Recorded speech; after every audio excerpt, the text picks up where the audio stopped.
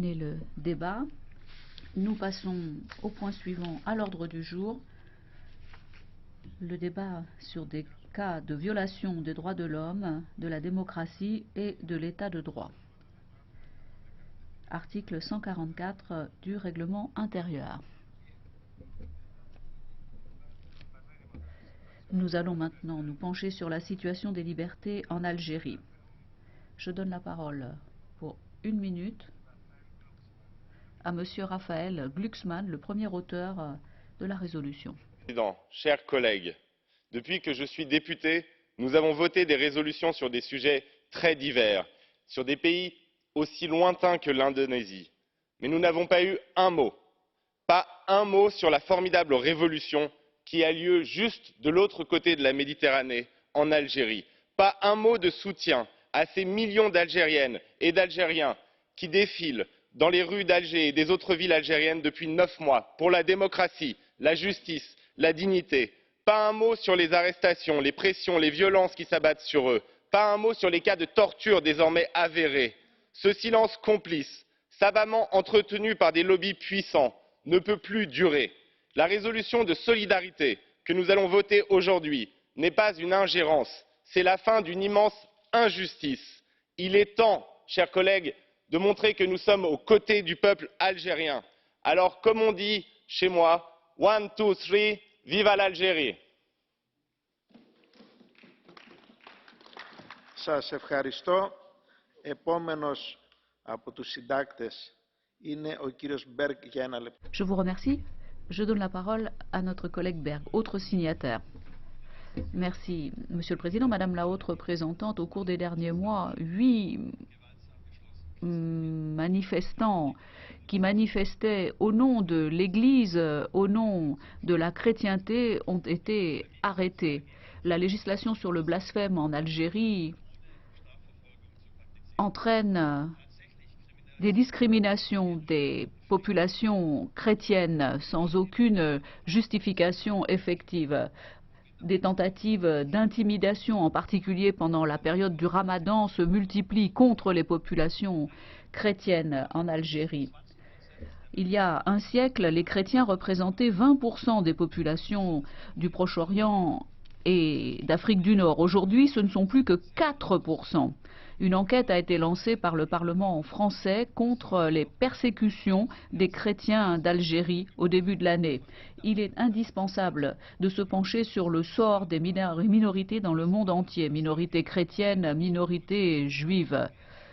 La législation 603 de l'Algérie doit être abolie pour empêcher le pouvoir algérien de poursuivre sa politique de violence et de discrimination.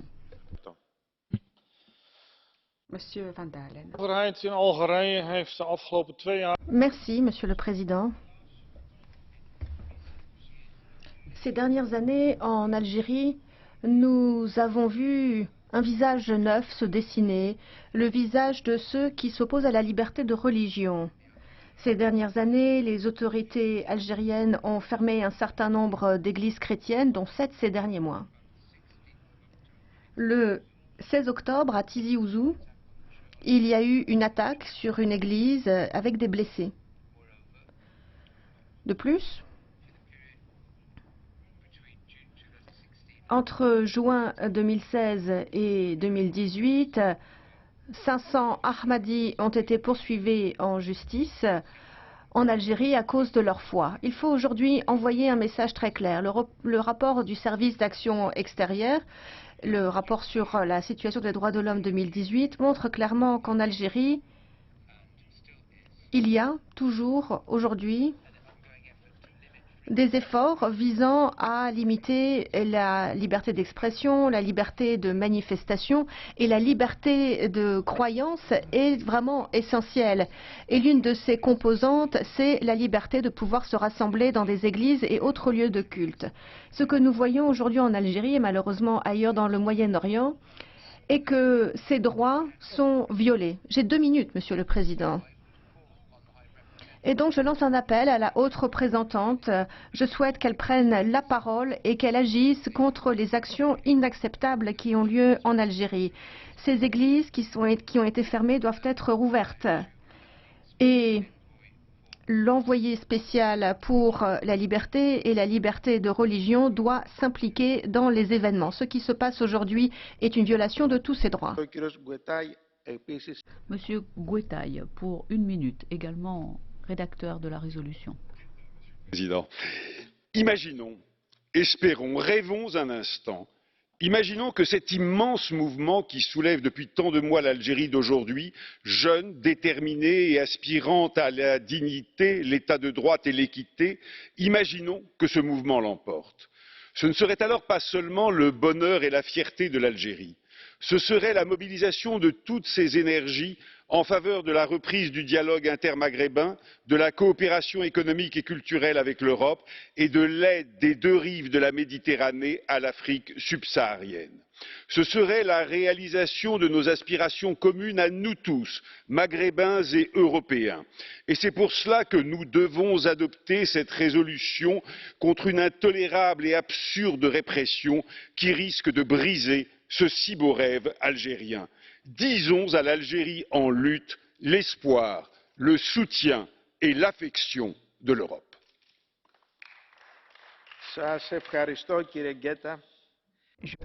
Je vous remercie, Monsieur Guetta. Monsieur Weimers a la parole, 1 minute. Herr talman. Merci, Monsieur le Président. À l'automne dernier, il y a eu un débat portant sur la fermeture de diverses églises au Parlement suédois. Et je suis très heureux que nous puissions discuter de cette question importante ici dans cet hémicycle. Il est très important d'insister sur la liberté de religion et je regrette que l'on ait supprimé du titre de cette résolution la partie qui portait sur la liberté religieuse. Ce n'est pas la première fois que la gauche du Parlement européen essaie de passer sous silence les persécutions religieuses. Il est très important que l'on cesse d'ignorer les persécutions des chrétiens. L'Union européenne, Monsieur le Président, a envoyé 1 milliard de couronnes à l'Algérie en quelques années seulement. Mais en même temps, les autorités algériennes n'ont fait qu'intensifier leur campagne contre les chrétiens. Les églises sont fermées, les associations de chrétiens n'ont plus le droit de s'inscrire officiellement. Et cela va à l'encontre de la Commission des Nations Unies pour les droits de l'homme, cela va à l'encontre également de la constitution même de l'État algérien. Nous devons donc insister auprès de l'Algérie pour qu'elle revienne immédiatement sur sa politique de persécution religieuse. Merci. Nous passons à présent aux orateurs au nom des groupes politiques. Pour le PPE, M. Mandel, 1 minute. Merci, Monsieur le Président. Chers collègues, il y a 1 semaine, j'ai eu l'occasion de m'exprimer à Vienne, chez moi, lors de la conférence mondiale de la paix organisée par les musulmans Ahmadis en Autriche et par d'autres communautés résidant en Autriche. Aujourd'hui, j'ai l'impression que ce sont les happy hours de la liberté d'expression. Nous entendons les témoignages des Verts, de Renew, de François-Xavier Bellamy pour le PPE. Nous avons des valeurs universelles à défendre. La dignité humaine fait partie des libertés fondamentales. À partir du moment où ce sont des valeurs fondamentales et universelles, nous devons nous exprimer à haute voix lorsque des choses telles que ce qui est en train de se passer contre les Ahmadis en Algérie se produisent. Nous ne pouvons pas rester muets. Ce sont des personnes qui sont arrêtées uniquement pour des raisons religieuses. 15 églises ont été fermées, des sites internet sont bloqués, la liberté d'expression est bafouée. Nous devons réagir. Il y aura des élections le 12 décembre en Algérie. Les citoyens algériens doivent savoir en toute connaissance de cause ce qui se passe dans leur pays. Madame Arena, 1 minute. 9 mois, les citoyens algériens et algériennes font l'admiration du monde par leurs revendications démocratiques exprimées de manière pacifique, mais surtout déterminée. L'Algérie s'est engagée, on le sait, à respecter les droits humains fondamentaux en étant signataire de plusieurs traités internationaux, dont la Déclaration universelle des droits de l'homme et le Pacte international relatif aux droits civils et politiques, pour ne citer que ceux-là. Le respect de la liberté d'expression et de manifestation sont donc garantis par la Constitution algérienne. Et pourtant, des dizaines de personnalités sont actuellement en détention pour avoir simplement exprimé une option sous le prétexte qu'ils porteraient atteinte à l'unité nationale. Des médias ont été mis sous pression et ont dû cesser leur activité, ainsi que des ONG. À travers notre résolution, le Parlement européen exhorte les autorités algériennes à libérer tous les prisonniers politiques et les prisonniers d'opinion. Les droits humains et les libertés fondamentales que l'Algérie s'est engagée à respecter doivent être garantis, en particulier les libertés d'expression et de manifestation. L'Europe est amie de l'Algérie, mais surtout amie de tous les Algériens et les Algériennes. Il est de notre devoir de rappeler les priorités communes de partenariat adoptées en mars 2017, dans lesquelles les deux parties ont réaffirmé leur engagement à respecter les valeurs universelles de la démocratie, de l'état de droit et des droits humains. Merci. Merci pour le groupe Renew Europe. Je donne la parole à Monsieur Benyon, 1 minute. Merci, Monsieur le Président. Les protestations démocratiques en Algérie semblent avoir atteint leur but. Le président Bouteflika est revenu sur sa décision de se présenter une 5e fois à l'élection présidentielle, mais les dirigeants des différents mouvements de manifestation ont été emprisonnés ces derniers mois et cela ressemble de plus en plus à un régime militaire. Il serait tragique que l'Algérie rate cette chance de changer de voie et de suivre l'exemple de ses voisins, le Maroc et la Tunisie, pour devenir un pays plus ouvert à l'extérieur. Je lance un appel pour libérer tous ces prisonniers et je rejoins ce qu'ont dit mes collègues qui s'inquiètent de la liberté de religion. Lorsque les élections arriveront, elles devront être justes et équitables. Et j'aimerais que l'Algérie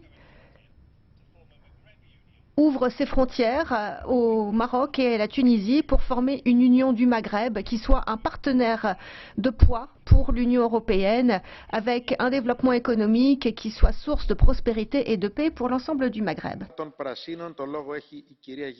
Au nom du groupe des Verts, Madame Yembou pour 1 minute. Merci, Monsieur le Président, chers collègues. Le groupe des Verts a refusé de soutenir l'inclusion d'une résolution d'urgence sur l'Algérie à l'ordre du jour de la séance plénière pour les raisons suivantes. Le choix de l'agenda politique qui s'inscrit juste avant les élections du 12 décembre. Le risque de politiser les droits humains. Le risque de dégrader la légitimité ou la crédibilité de l'opposition et des Algériens qui manifestent depuis 9 mois. Le risque d'alimenter la rhétorique des régimes au pouvoir sur de prétendues ingérences étrangères. La conviction que l'Algérie mérite bien plus qu'une résolution qui, bien que comportant des messages forts et importants de soutien aux Algériens, présente des insuffisances et des références hors propos. En dépit de ces réserves exprimées, nous voterons en faveur de cette résolution. Cependant, notre soutien au peuple algérien ne s'arrêtera pas là, à l'instar de ce que nous avons fait depuis mars 2019. Nous restons mobilisés aux côtés du peuple algérien dans sa revendication légitime pour sa liberté et ses droits. Nous saluons l'exemplarité du peuple algérien dans sa façon de manifester son envie de changement de manière extrêmement pacifique. In fine, nous souhaitons que ce soit le peuple algérien qui décide seul de son avenir.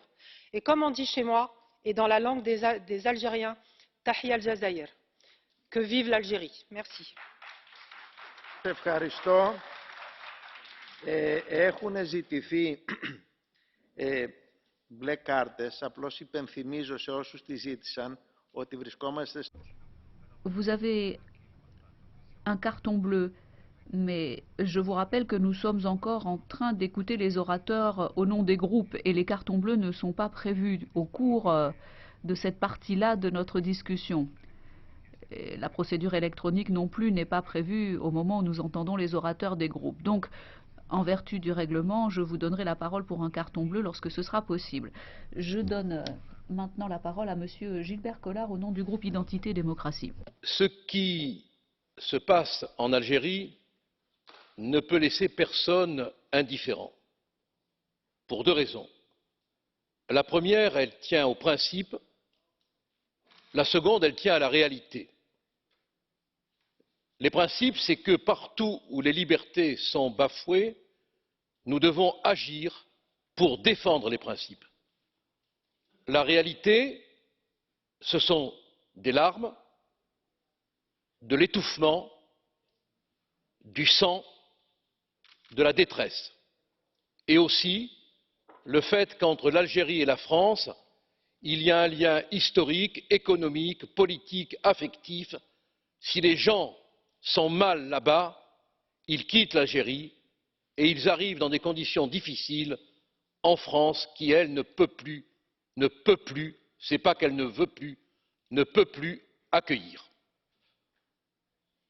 Je crois que nous devons approuver cette résolution au nom des libertés, au nom de nos principes et au nom peut-être aussi de ce qui fait qu'on existe.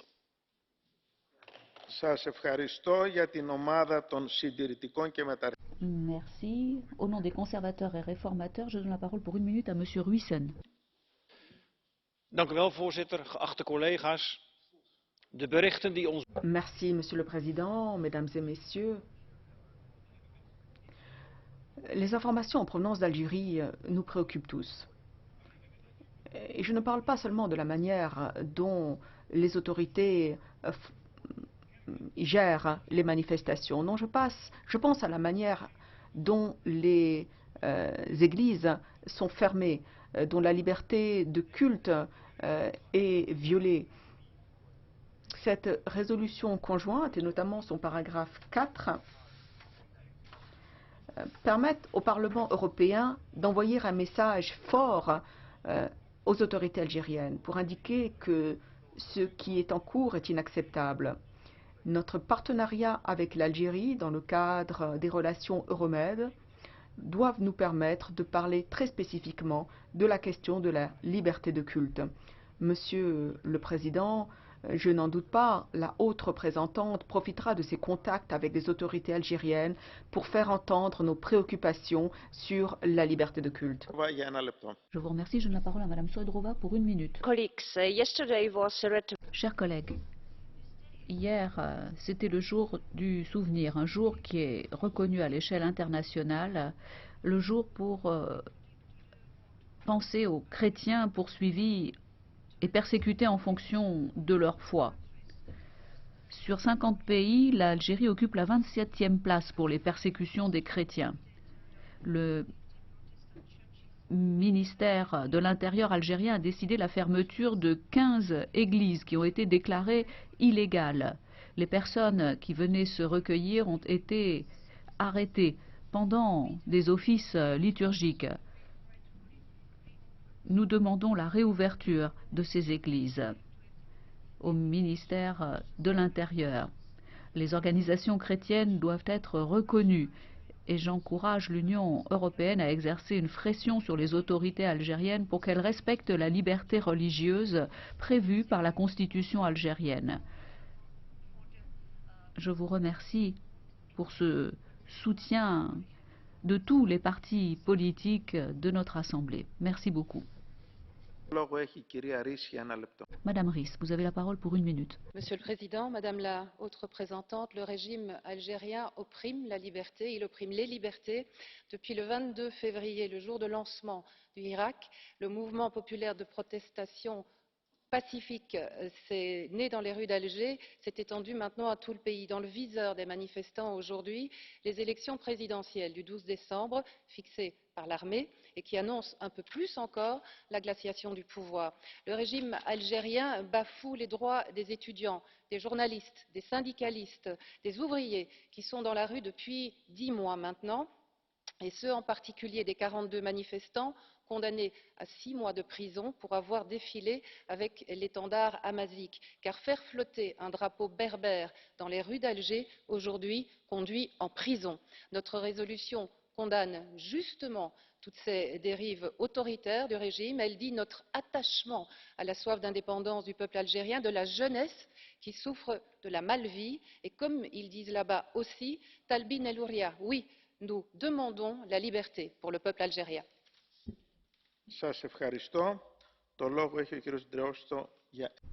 Je vous remercie, Monsieur Dreosto. Vous avez la parole pour 1 minute. Grazie Presidente, Alto.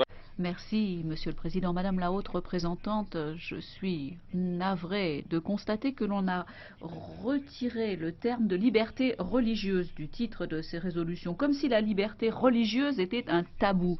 Pourquoi ne pas parler en toute franchise, en toute sincérité des persécutions contre les chrétiens?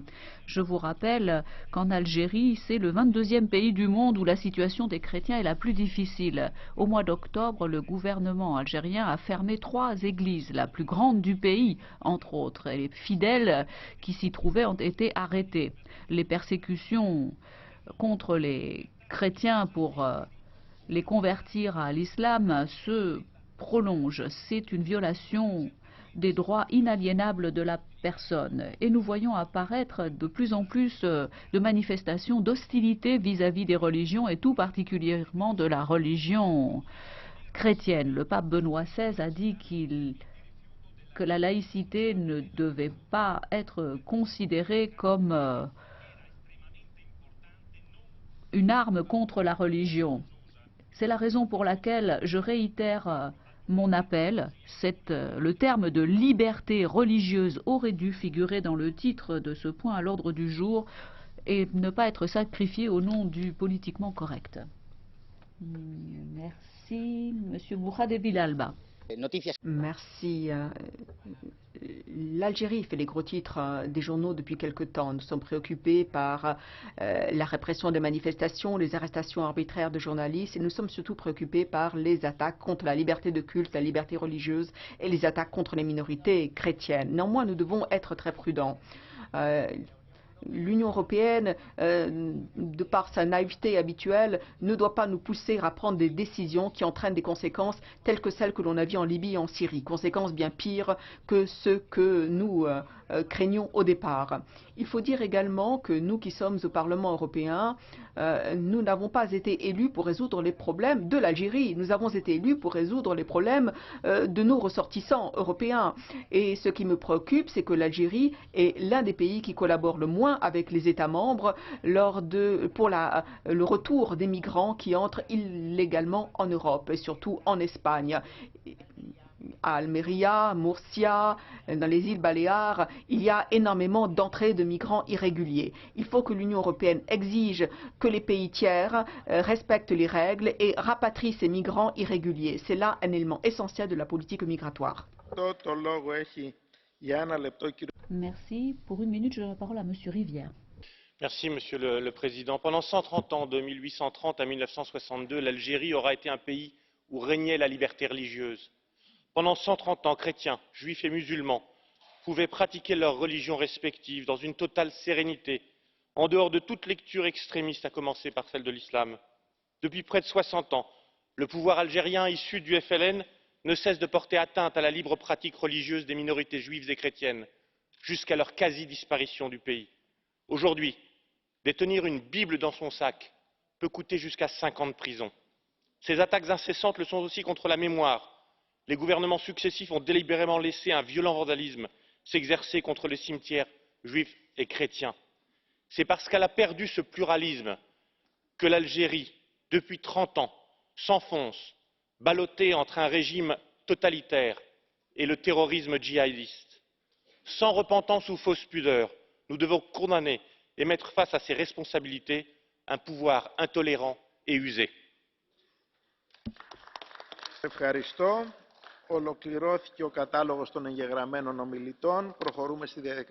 Eh bien, nous avons entendu les orateurs des groupes. Nous allons maintenant passer aux interventions à la demande. J'en ai reçu 7.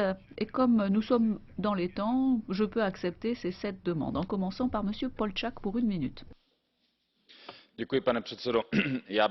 Merci, Monsieur le Président. Bien évidemment, je tiens à condamner les violences auxquelles nous assistons en Algérie depuis quelques mois maintenant. Il y a des manifestations de masse partout où les personnes luttent contre cette situation dans le pays. le gouvernement est en train de violer tous les droits de l'homme. Nous n'avons pas suffisamment prêté attention à l'Algérie par le passé. Et aujourd'hui, nous devons bien voir ce qui se passe dans le pays. Il y a des cas de torture, de violence que nous devons condamner sans ambages. Il y a également des cas de violence à l'encontre des minorités, notamment les minorités chrétiennes. D'après mes informations, nous soutenons l'Algérie par le biais de l'aide au développement depuis des décennies déjà. Nous avons versé beaucoup d'argent et je pense que nous devrions nous attendre à ce que le gouvernement se plie à certaines règles, à certaines exigences. C'est pourquoi je lance un appel à la haute représentante, que je remercie par ailleurs pour son soutien, et j'aimerais que cette aide au développement soit conditionnée au respect de toutes les libertés. Merci. Monsieur le Président, Madame la Vice-présidente, Madame Mogherini, il est normal que nous parlions dans un débat de politique extérieure de l'Algérie. Nous devons nous demander ce que peut faire la diplomatie européenne pour promouvoir la liberté et les droits.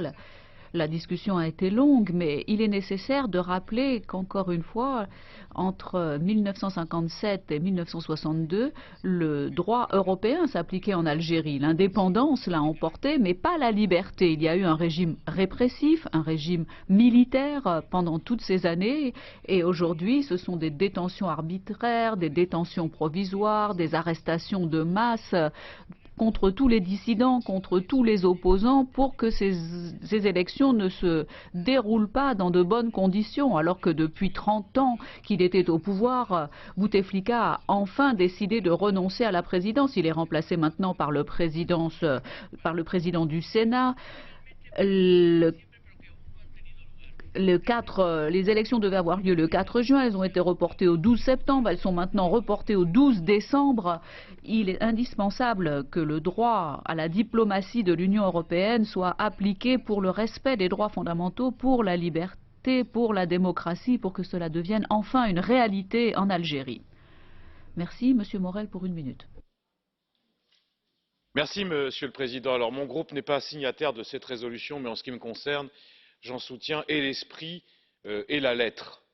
Nous n'avons pas évidemment attendu aujourd'hui pour être aux côtés des démocrates algériens qui luttent inlassablement contre la corruption, pour les libertés fondamentales, pour la justice sociale. Et oui, en effet, aujourd'hui, au moment où nous parlons, il y a de la répression, il y a des journalistes qui sont inquiétés, il y a des manifestants qui sont injustement emprisonnés, il y a une opposition qui est brimée. Et forcément, nous ne pouvons pas nous taire. Alors moi aussi, comme certains collègues, je regrette que cette résolution intervienne maintenant, plutôt qu'en février, où il y avait un mouvement citoyen puissant qui est en train de se lever et qui aurait eu besoin de notre soutien. Et je sais bien que, alors que nous sommes dans un processus électoral qui est aussi contestable que contesté, le pouvoir va évidemment instrumentaliser nos travaux pour parler d'ingérence et renvoyer les manifestants à d'hypothétiques agents étrangers. Mais la vérité quand même, c'est qu'il y a cette situation politique et ce n'est pas de l'ingérence, c'est plutôt notre soutien inébranlable au peuple algérien et notamment à une jeunesse qui est avide de dignité, qui est avide de liberté, qui est avide de justice, et c'est à elle que nous pensons aujourd'hui au moment où nous prenons cette parole.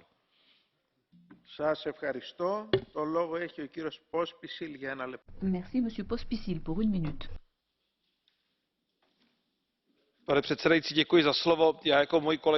Merci, Monsieur le Président. Tout comme mes collègues, je suis en faveur de cette proposition de résolution. Il est très clair que nous devons nous tenir aux côtés du peuple algérien qui fait part de ses préférences.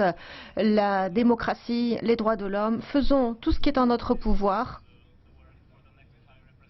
Et ce sera le flambeau que devra reprendre le prochain haut représentant. Nous devons faire de notre mieux pour contribuer à l'organisation d'une élection présidentielle juste et équitable dans le pays.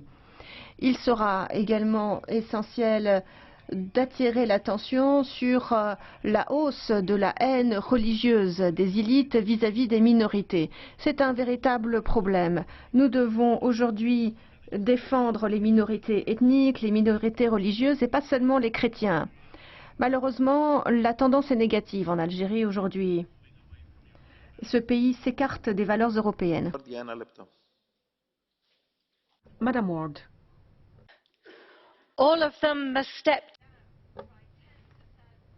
Ils doivent tous démissionner, crient des dizaines de milliers de manifestants algériens. Ils exigent que les officiels du régime Bouteflika démissionnent avant les élections. Les manifestations ont lieu 2 fois par semaine depuis la démission de Bouteflika. Elles prennent de l'ampleur depuis quelques semaines. Et pendant ce temps, les autorités arrêtent de plus en plus de manifestants pacifiques, les font passer par des procès expéditifs et les condamnent à des mois et années de prison. Il est important que cessent ces actions visant les manifestants pacifique. L'armée est aujourd'hui le principal gérant de la politique algérienne. Reporters sans frontières nous disent que les journalistes algériens sont de plus en plus sous pression pour dépeindre les futures élections sous un jour meilleur qu'il ne l'est. Certains ont été suspendus. Ils avaient accusé leur direction de censure. D'autres ont été suspendus lorsqu'ils ont manifesté de manière solidaire. Nous demandons aux autorités de respecter la liberté d'expression et la démocratie. Merci, Monsieur Kelly, pour 1 minute.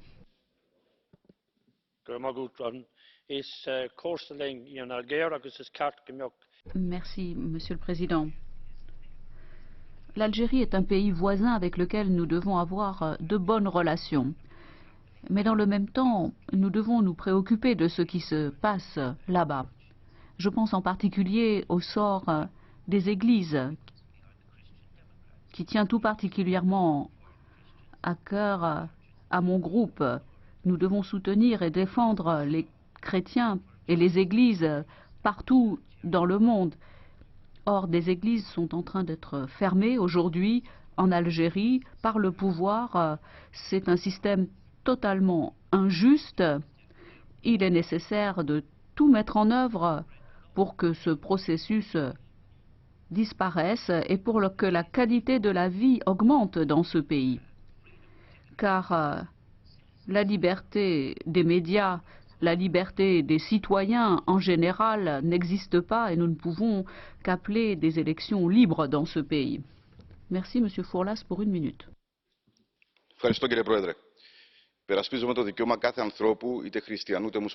Merci. Nous défendons le droit de tout chrétien, tout musulman à la liberté de culte. C'est un droit qui doit être respecté pour tous les êtres humains. Une résolution de plus sur l'Algérie, soit, mais je ne pense pas que cela soit vraiment utile. En tant que chypriote, je sais ce que c'est que de ne plus avoir le droit de culte, la liberté de culte. Dans la zone occupée, la plupart des églises ont été transformées en entrepôts, en étables par les occupants turcs. Et malgré les beaux mots de l'Union européenne, il faut agir. Et le ferons-nous en Algérie? Merci. Nous en avons ainsi terminé avec les interventions à la demande. Je maintenant la parole à Madame Mogherini pour la Commission. Merci, Monsieur le Président. L'Algérie n'est pas seulement un pays voisin, il est bien sûr, mais l'Algérie est surtout un partenaire politique, un partenaire économique, un pays ami pour beaucoup de citoyens européens. L'Algérie est aussi la famille. Donc on ne part pas d'un pays entre les autres, on part d'un pays qui est très proche de nous, un pays qui est ami vers le peuple algérien. Je pense que le premier sentiment que nous tous en Europe ressentons est l'amitié et la proximité.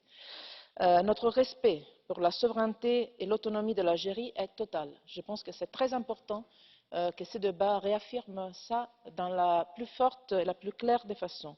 C'est aux Algériens et à eux seulement de décider le présent et le futur de leur pays. Et c'est pour cette raison, exactement pour cette raison, que les Algériens doivent être libres de s'exprimer, avec les garanties que leur constitution et les accords internationaux qui ont été signés par l'Algérie leur garantissent. There are certain principles that Algeria has. L'Algérie s'est engagée à respecter certains principes. Vous les avez cités, des principes inscrits dans la constitution algérienne, dans des accords internationaux et dans l'accord d'association entre l'Algérie et l'Union européenne.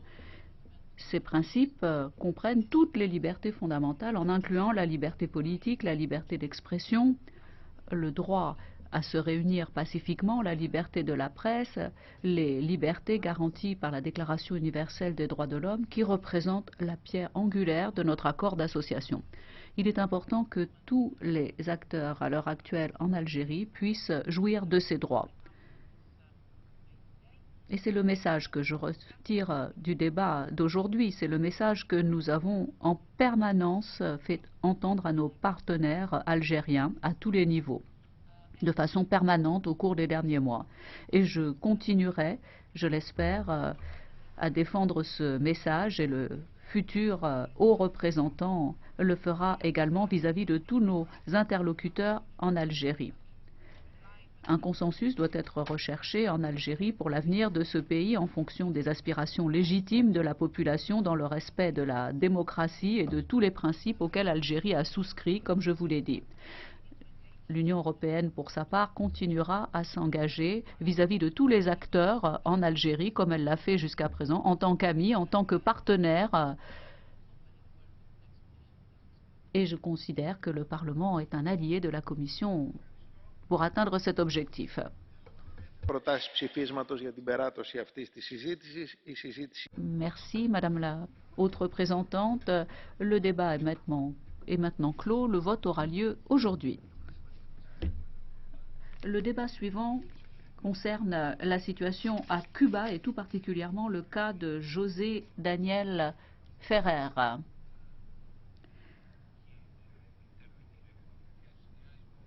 Il est possible d'intervenir.